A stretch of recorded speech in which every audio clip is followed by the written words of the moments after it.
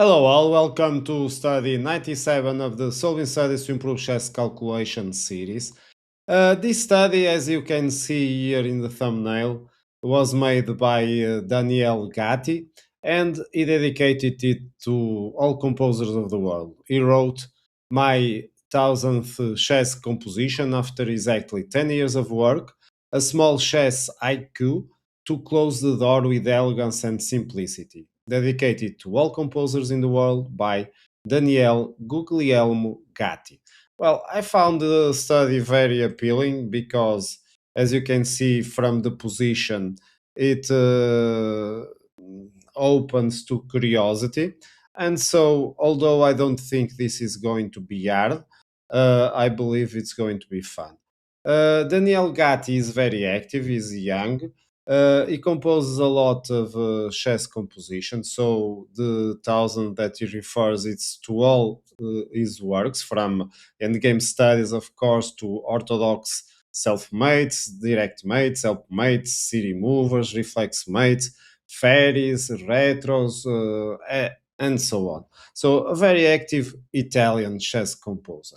For the study here, we I suggest you watch the guide as always if you haven't, so you are better prepared to learn something from the practice. And after the countdown, I will come back with the solution.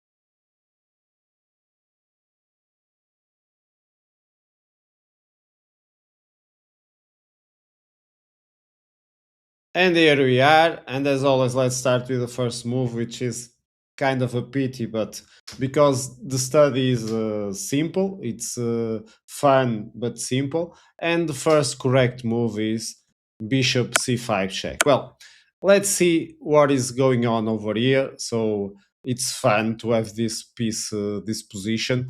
And the first try, of course, the only logical alternative to the right solution is to accept and take the rook.